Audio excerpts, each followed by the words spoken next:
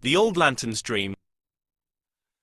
A fluffy willow branch was dozing in a Venetian vase on the windowsill when a delicate butterfly appeared on it. The girl, who couldn't fall asleep, got up from the bed and went to the window. "Good evening, Mrs. Butterfly. You are very beautiful. Where did you fly to us from?" "From the land of dreams," answered the butterfly and showed the girl her wings in full glory. "Is there such a land?" The girl was surprised. "Certainly, you often visit it as well. Dreams live in the land of dreams, don't they? So are you a dream?" "Not dreams only, there are also wishes and fantasies, and even fears." "Fears? No, no, dear butterfly. Please, don't talk about fears," the girl asked. "I am already scared. Better tell me, do sweets, all sorts of delicious cakes and ice cream live there?" "Certainly," the butterfly smiled. "Even the ones you have not tasted on Earth yet." "And what about the animals, pussies and kittens for example, are they there too?" "Yes, they are." "And may one pet them and play with them?" "Yes, of course." "And what about castles with princes?" "Why not? Of course, there are obviously as many castles in the land of dreams as people on Earth." "Then I would like to move to the land of dreams, but in the place without fears." "Fears exist in the places where they are feared," the butterfly reassured the girl.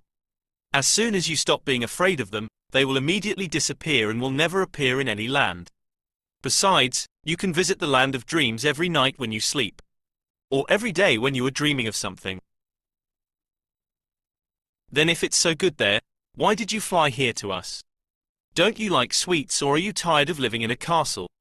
We have almost no castles here. And I have never met a prince. Granny forbids me to play with kittens outside and doesn't allow me to bring them home. And I have sweets on holidays only.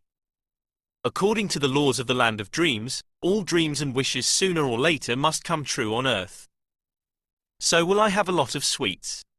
And a kitten, and a prince to live with in a castle," the girl exclaimed happily. "Yes, if they already live in the land of dreams, and if you destroy the fears that prevent your dreams from descending to Earth." "And you, did you have to deal with fears too?" the girl wondered. "Yes," the butterfly admitted. "I am the dream of the old lantern. All his life he wished I could fly to him in reality, but at the same time he was afraid of caterpillars. However, any butterfly first appears on Earth in the form of a caterpillar." The girl yawned. She didn't understand the connection between caterpillars and butterflies, but she wanted to talk a little more with the butterfly about fears. "Do our fears have their own fears?" the girl asked. "Of course," the butterfly sighed. "So the fears of our fears have their own fears too. And do they all live in the land of dreams?" The girl got surprised and yawned again. The land of dreams must be so scary. If everyone fights with their own fears, for example, laughs in their faces, there will be no fears anywhere. They will exist neither there nor here, the butterfly laughed. "And now could you, please, open the window? It's time for me to find the old lantern, that has been dreaming of me for so many years." The girl didn't want to say goodbye to the butterfly, but she imagined that somewhere in the night the old lantern was awake, waiting for that particular butterfly all his life, perhaps as much as the girl had been waiting for a kitten, and for a prince in a castle, as well as for sweets, and she opened the window. "Bon voyage, Mrs. Butterfly," the girl whispered. "Thank you, have a happy journey too," the butterfly smiled and waved her wings to the girl. Granny entered the girl's room. Aye, come to bed," she said and closed the window. The girl soon fell asleep. However, since then, each time the girl finds herself in the land of dreams and meets her fears, she tries to laugh in their faces in order to bring closer the meeting with the kitten and the prince. She will live within a sweet, sweet castle that is dreaming of them as well.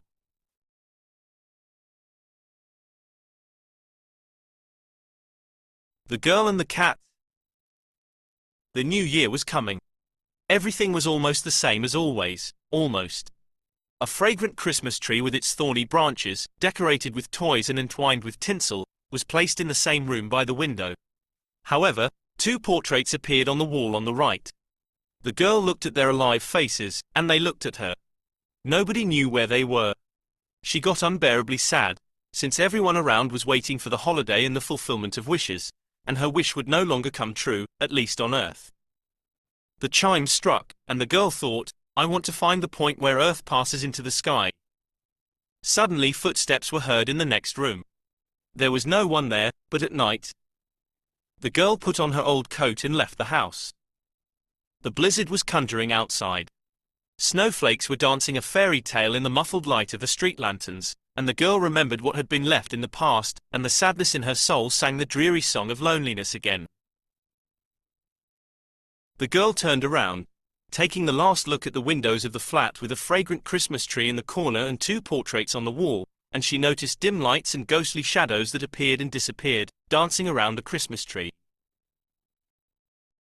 The girl sighed and walked away, passing by the familiar houses, where happy faces were flickering in the glowing with the New Year windows. She couldn't help thinking. Besides, someone's cruel words, about useless of the crazy people who believed in ghosts, kept replaying in her mind. So the girl went further and further away. At the edge of the city, she met a black cat. The cat gave a sad look to the girl. In this city, people don't like black cats. Would you take me with you? Asked the cat. The girl stroked the meowing creature and smiled. Yes, of course, why not? They headed off into the distance, without looking back at the strange city, which inhabitants neither liked black cats nor believed in ghosts. A few years later, the girl and the cat traveled around the whole earth, but they found no place for themselves, because wherever they came in, there were always those who denied the existence of ghosts and those who demonized black cats.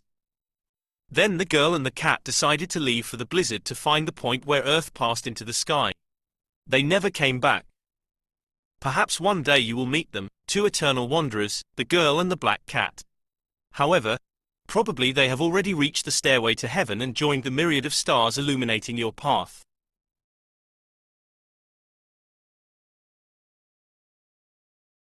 The Girl on the Sea. She used to sit for a long time by the sea at sunset, the girl in a pink dress. Lost in thoughts about something, she was gazing into the sky. There was a mysterious land in the clouds, where winged people lived. Lilac castles beckoned her to them. In their quaint gardens, fabulous flowers were fragrant and magical birds were singing. The wind carried unusual aromas and echoes of enchanting melodies to the girl. And she also saw familiar faces there.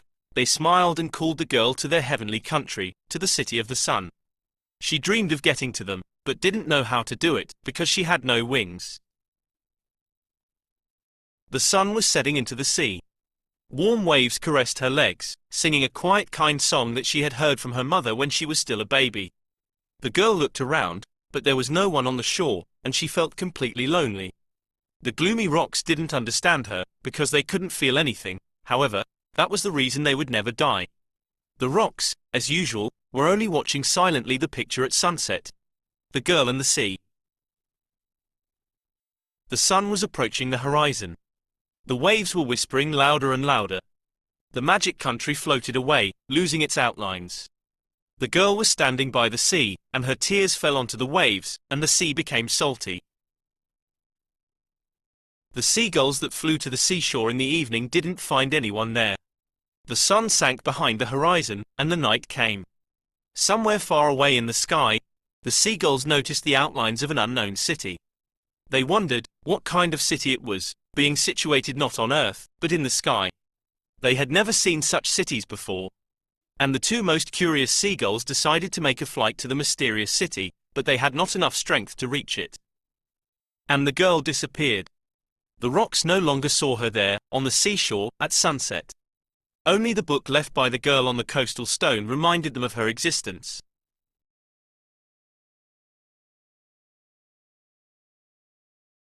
Enchanted Lake.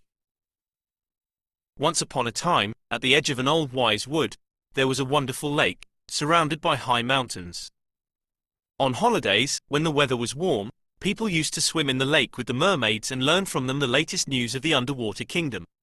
At sunset, they danced with the fairy nymphs to the sounds of the flutes played by the elves on the shore, and then they made a bonfire and talked with the dryads about the future.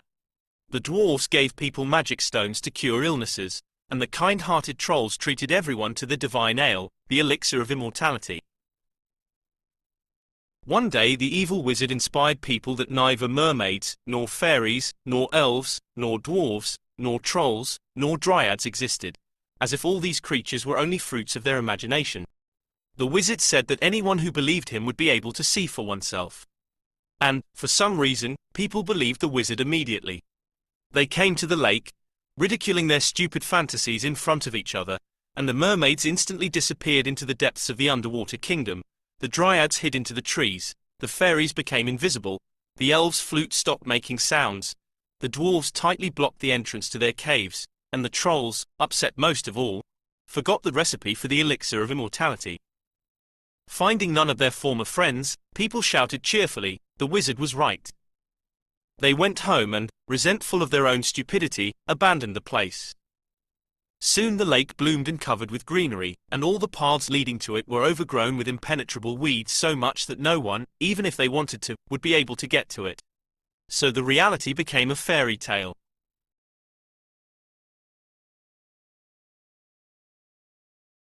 Enchanted Prince. I am looking for my home. Everyone has their place here, but you have to find it by going through the land of mists. Yesterday the fog started to dissipate, and the bright stars led me to the lake. I sat down at the water's edge to rest a little. The moon illuminated the opposite shore, where an ancient castle became visible. The grey ivy-covered stone walls reflected in the calm surface of the lake. From time to time, a dim light appeared in the towers, but then it disappeared. Thus the castle once again plunged into darkness. Someone had lived there too. Apparently he had descended to earth and not returned yet. Usually, empty houses are kept by guardians. Sometimes they allow travelers to drop in for tea or even to spend the night, if the fog gains density or the weather deteriorates sharply. That evening the weather was amazing, and the fog cleared away, so I decided to spend the night on the shore. A silver bridge appeared over the lake, and above it, a lone lantern was swaying from side to side in the breeze. I couldn't figure out what the lantern was hung up to, because there were no more clouds. It seemed to be about to fade out, although many moths swirled around it. Soon, a plaintive, lingering howl was heard throughout the neighborhood. It came not from the forest, but from the castle itself. The howl was neither dog nor wolf-like. A werewolf sorcerer? I felt uncomfortable and wrapped myself in a fluffy shawl. To the right, in the thickets of reeds, something rustled, a splash of water sounded. Very young mermaids with long hair, silvered by the moon and decorated with algae, swam ashore from the whirlpool. One of them swam up to me with a bouquet of white flowers. Make a wreath of them, ghost, and you will forget all that happened to you beyond the boundary. At the same moment, the waterman appeared on a tiny island in the middle of the lake. The mermaids surrounded him and began to sing their wonderful songs. The waterman scanned me with a glance, revealed nothing dangerous and smiled. You are not from our whirlpool, that's a pity. Suddenly, a young man appeared at the edge of the forest. A real prince. It was clear from his appearance, he had come to the lake by accident, from the human world, most likely, having lost his way in a dream. I even wanted to ask the prince how he managed to pass the threshold guards, because during sleep people usually get access exclusively to the land of dreams, which borders with other countries, including the land of mists, are carefully guarded but. The waterman waved his hand, and the fun immediately stopped. The mermaids froze. The young man stepped into the water and caught one of the mermaids by the tail, not assuming that even in dreams there are laws and rules, violation of which can sometimes result in the saddest consequences. The mermaid screamed, the waterman muttered something, and the young man disappeared. However, instead of him on the same place, right in the lake, a dry tree appeared. I heard a whisper in the grass. The field mice were discussing the waterman's spell. Only a true princess from the human world, capable to love with the divine love, will be able to disenchant the prince, summed up the mouse in the pink polka dot dress. And who dares to make such a dangerous journey from earth to this lake and can feel a living human soul in a tree, sighed the mouse in the lilac polka dot dress. After chatting a little more, the mice ran off to their own business. The mermaids and the waterman disappeared into the depths of the whirlpool, and silence reigned again. Soon another long howl sounded in the castle, and a ghost, wrapped in a white sheet, flew out of the highest tower window. It wasn't scary at all. It was rather a pretty ghost. The white sheet flew over the lake several times and looked in surprise at the dry tree sticking out of the water. The ghost made a few more howls, but, probably, got tired of them too, so quieted down and landed to the shore, dangling his snow-white legs into the water. After mourning in silence, the ghost picked up a twig from the ground, and wonderful sounds of a flute poured over the lake. The elves swirled around the ghost, dancing to the music like moths around the lantern above the silver bridge. The flute was occasionally interrupted by heavy sighs. "You can't imagine for how many centuries I have been the guardian of this castle," the ghost complained to the elves. "Yes, the owner cannot return home. He was imprisoned in the dungeon until the final decision of the judges regarding his use of the witchcraft forbidden on earth." At dawn I was slowly sinking into the land of dreams. The last thing I remembered that night was the sheet of the ghost, hanging on one of the walls of the ancient castle to be dried after bathing in the lake. I had a rest in the land of dreams and woke up in the same place where I had fallen asleep, but instead of the castle on the opposite side, there was only a pile of stones, gradually absorbed by the stream of light, and it meant only that the owner would never be back. I continued on my way and even thought that the night's incident with the prince from the world of illusions had been just my dream in the land of dreams, but looking back, I saw a dry tree, sticking lonely out of the water. You will say it might have been there before. However, I am sure, if you find yourself by that lake tonight, you will definitely find there as well a bouquet of forgotten by me white flowers, the mermaid's gift of yesterday.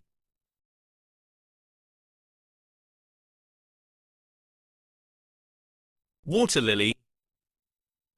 Once upon a time, on an old, overgrown pond, that looked more like a swamp, a little water lily woke up and felt sad.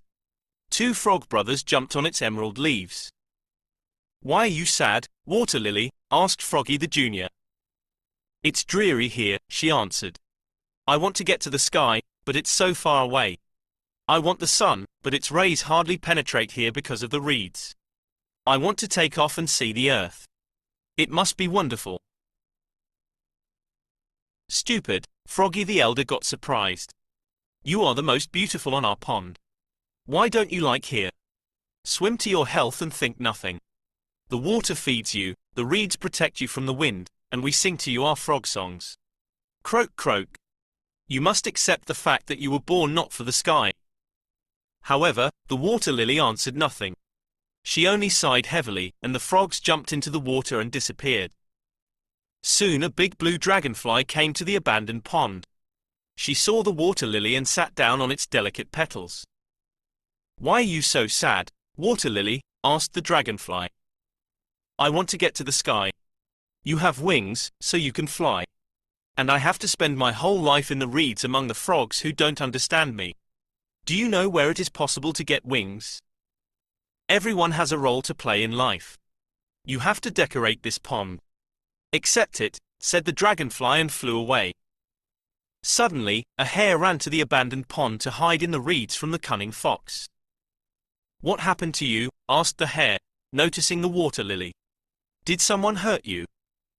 "No, but I am very sad, bunny. I want to fly. I would like to get to the sky, to see everything that is there, behind the reeds, behind our pond. You should enjoy your peaceful life. No one is after you, nothing threatens you here. I have to hide from the fox and the wolf. I am always scared, as they are going to eat me. My life is constantly hanging by a thread," the hare complained and, catching his breath, ran on his way. In the evening, at sunset, the water lily began to cry. "I have lived another useless day. Tomorrow everything will be the same again." Her words were heard by the duck, who had just arrived at the pond. "Water lily, why are you crying?" "I am afraid." "Are you afraid of the darkness?" "No, I am afraid of going through life without seeing anything in it, except for our pond.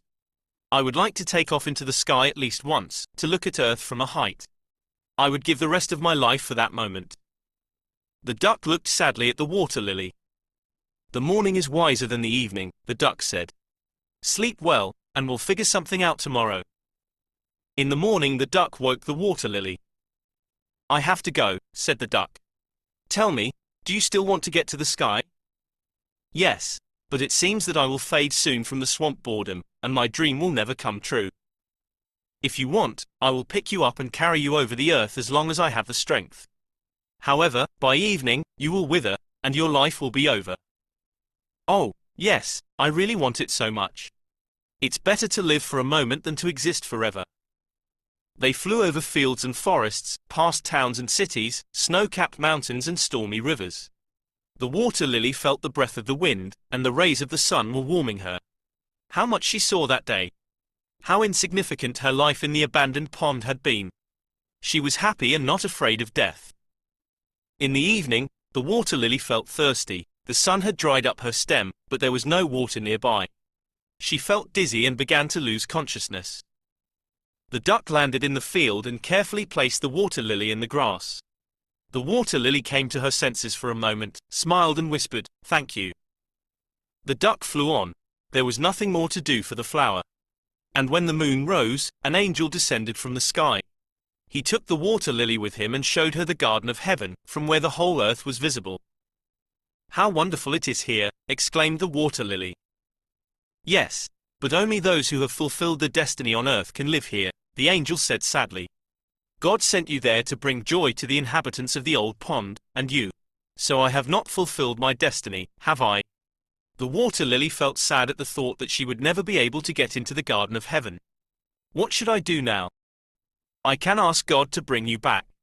You will wake up in the morning at the same pond, as if nothing had happened, and everything that is going on now will seem to you just a fleeting dream.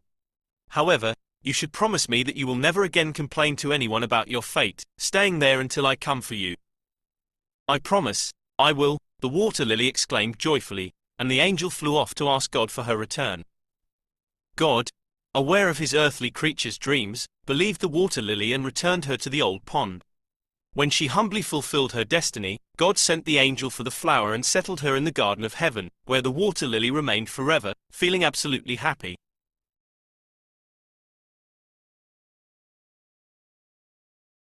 Farewell to childhood. Birthday is a sad holiday. It's good that it doesn't happen very often. The guests, repeating the same wishes from year to year, had already gone. However, that time Peter felt an elusive something leaving his life together with the guests, but forever, and he could neither stop nor return that something. It left the boy alone with the enormous adult world, so unlike a fairy tale, while the teddy bear was boring in the armchair and waiting for Peter to pay attention to him, to caress him and say something kind and affectionate. Immersed in sad thoughts, the boy moved the bear to his bed. Suddenly, someone sighed in the room. Peter turned around and noticed a little man on the windowsill, dangling his legs and shaking his head sadly. The boy went to the window and, squatting down, looked at the stranger. A blue velvet suit, red boots with gold buckles, a red hood on his head. "Hey," Peter greeted the stranger. "Who are you and what are you doing here?" "I am saying goodbye to you," the stranger replied sadly. "Dwarves live with children until they grow up. I liked being your invisible friend and helper, because you were kind-hearted, but you stopped believing in fairy tales, so it's time for me to find another kid." "Wow, can't you stay?" "I don't want to get disappointed in you. You have grown up, your childhood is over. Earlier than I thought, but every child has his own path on earth. However, you will believe in ghosts." He seemed to be reading the boy's mind. Peter wanted to, but could no longer believe that the dwarf was not a dream. The boy even felt ashamed of himself. However, he really believed more and more in ghosts. "Why didn't you show up before?" "To go away easier. But I don't want to grow up and be adult at all. I want to be a little boy forever." "You can't do that, and you know it. Every fairy tale is bound to be replaced by something, perhaps by another fairy tale. This is the law of life, and if it didn't exist, you would regret it, because the history loses its meaning without constant movement forward.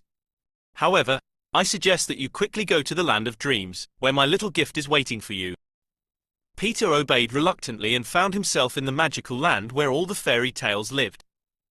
The boy walked through the wonderful city, past gingerbread houses painted in bright colors. The sun smiled at him with its rays, the joyful singing of birds was heard everywhere, the elves looked out from the flower petals and waved their airy wings to Peter. Many children were frolicking in the pedestrian streets.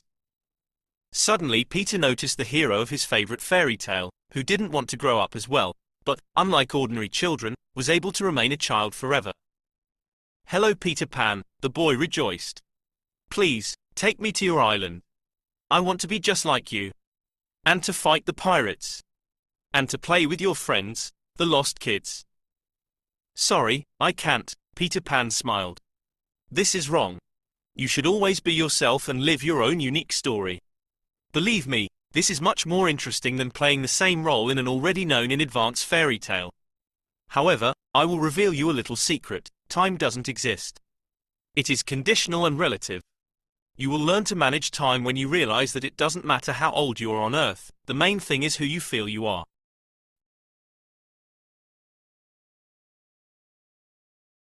Sky Ladder. Olesya was waiting for her favorite holiday, the New Year, with bated breath, and really as a new one, so that it would radically change her life. The girl had been ill for a long time, but the doctors assured she was about to recover.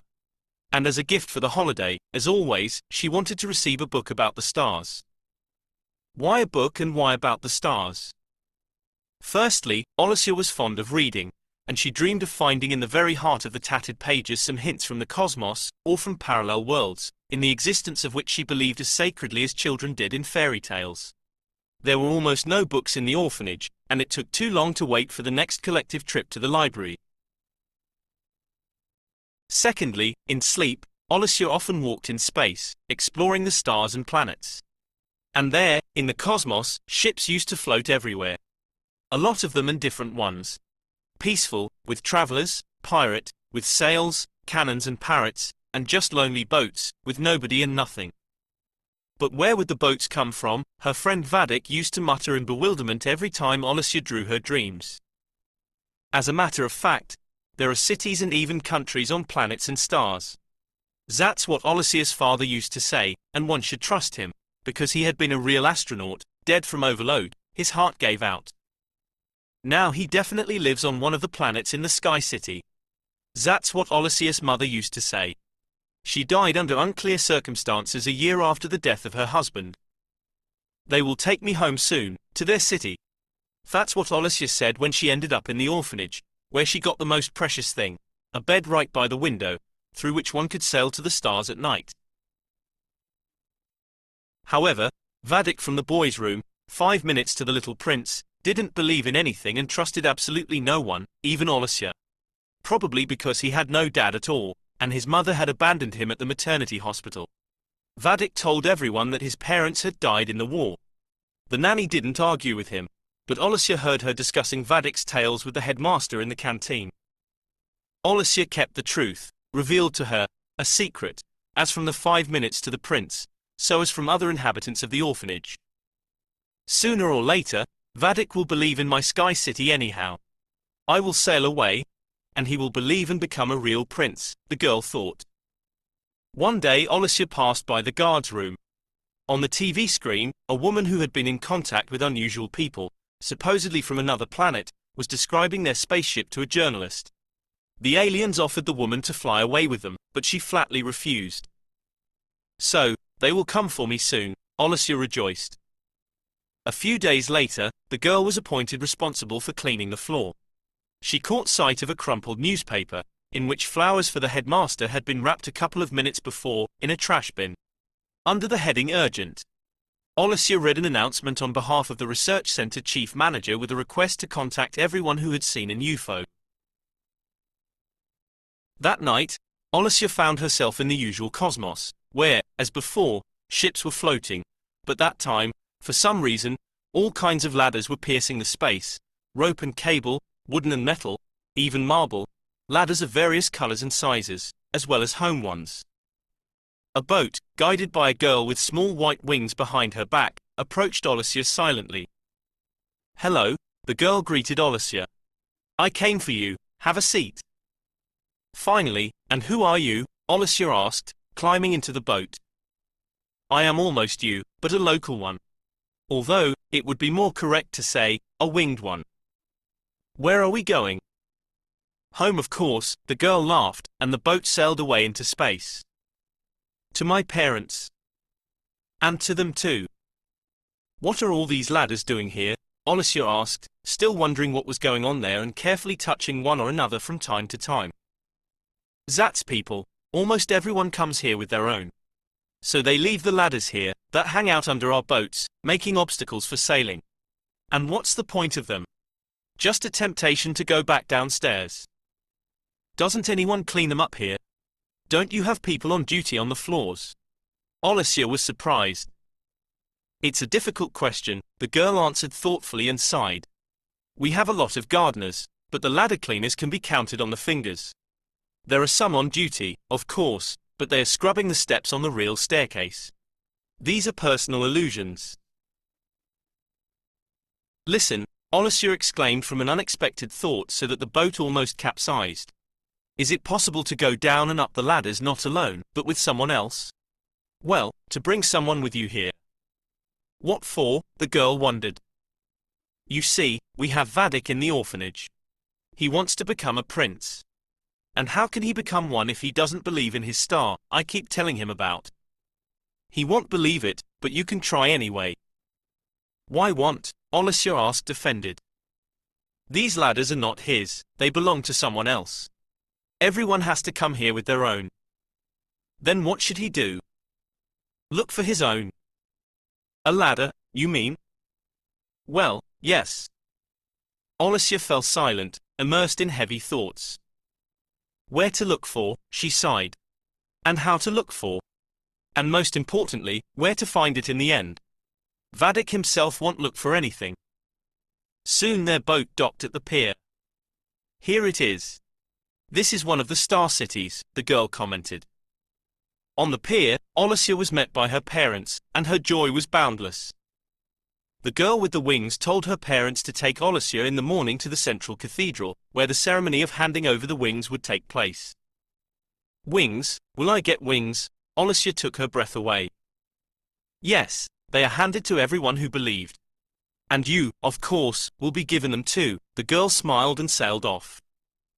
The parents took Olesya to a cafe on the square, ordered her fizzy soda, ice cream and cakes, while they themselves drank coffee and asked her about all sorts of different things. Already after midnight, Olesya found herself in the parents' three-story castle. They built it themselves and equipped for her a room on the third floor with a window into the cosmos, billion stars and planets of which were studied in the sky like mathematics at school on Earth. The parents said goodbye to Olesya and left for the bedroom. However, the girl couldn't fall asleep, being so excited by impressions which she wanted to share with Vadik. Come what may, she thought, and resolutely slipped out of the castle towards the pier. Swimming to the nearest rope ladder, Olesya swiftly descended to earth and entered through the half-open window into the boys' room where Vadik was dozing. Vadik, hey, Olesya called his friend in a whisper. What's up? Vadik asked, reluctantly sitting down on the bed and unbelieving his eyes. Let's go, come with me. Hurry up, the girl exclaimed happily. Where else? Into the sky. It's night. It's dark and scary. No, it's not. It's not scary at all. The sky is very light for the stars. And what are we going to do in the sky?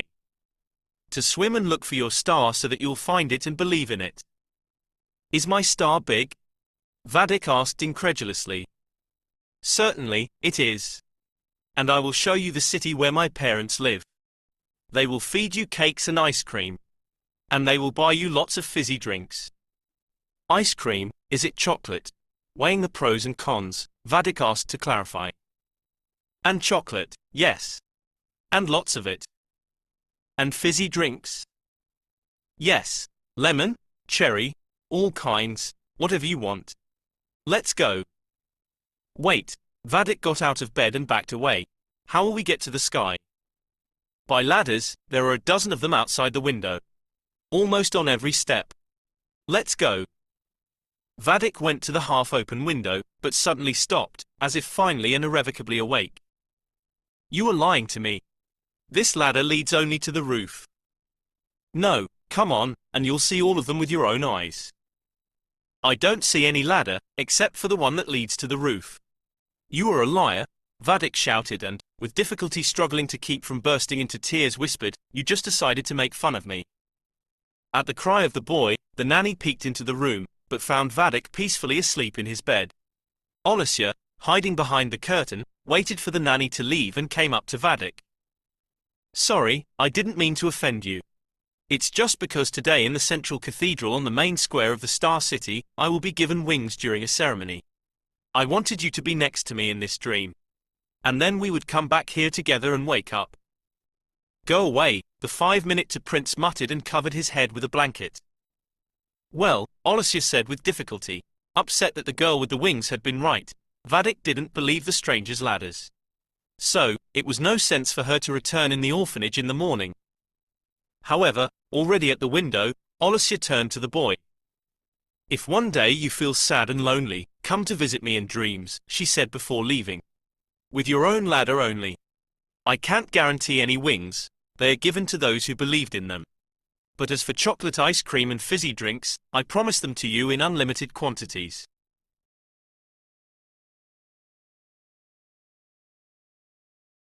The Magical City. It was not an ordinary city, it was a magical one. Absolutely everything in it was not the same as in other earthly cities. Miniature gingerbread houses peacefully coexisted with transparent crystal castles where real fairies lived, with the astrological tower built of rare purple stone on a high hill somewhere on the outskirts, and with the main attraction, located in the very center, the small snow-white Temple of the Heart, with a barely visible airy stairway from its dome to heaven and angels, almost continuously moving back and forth along it.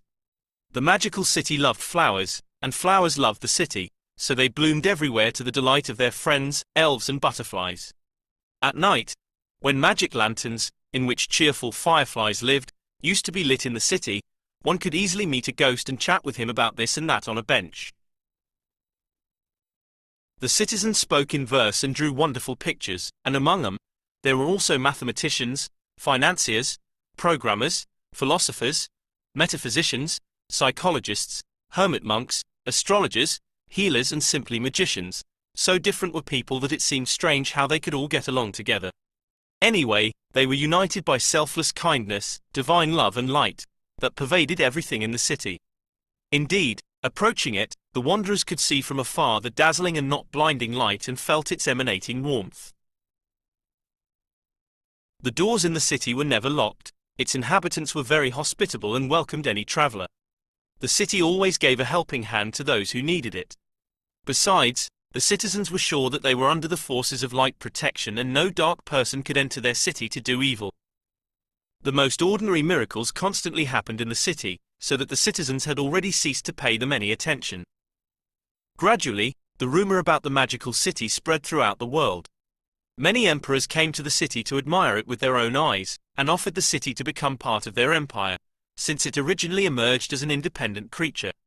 But the fact that the city remained outside the framework of any empire didn't cause the rejected emperors to feel any resentment or desire to subjugate the city by force. On the contrary, guided by Providence, they tried to do the best to make people learn about the magical city all over the world. Thus, the city was discussed on various TV programs, articles about it were published in various newspapers, the citizens were awarded with status diplomas for creativity, and the city itself received all kinds of awards for its uniqueness in the field of urban development. The fame of the magical city sailed to distant lands and seas, until one day it was awarded the highest rating, being recognized as the king of cities and declared as the heritage. Oddly enough, the city was not spoiled by glory. Probably, it was indeed a true magical city. It remained exceptionally kind and bright, continued to help everyone who came to it with various requests, quietly worked small miracles for the benefit of the world. Only one emperor knew its secret. He had often come to admire the magic even before others knew about the city, promising to make it the most important in the world, but he always disappeared without doing anything. However, when the fame of the miracles had spread far and wide, the emperor decided to finally and irrevocably take the magical city to his empire, which, by the way, urgently needed miracles. So, throughout the year, he kindly asked the city to join his empire, promising to contribute in every possible way to its further prosperity under his protection and patronage, and not only. And as soon as the city agreed, the emperor placed it on the outskirts of the empire so that the light of the magical city would not catch anyone's eye, would not highlight the dark corners and would not compete with either the capital or other grey towns.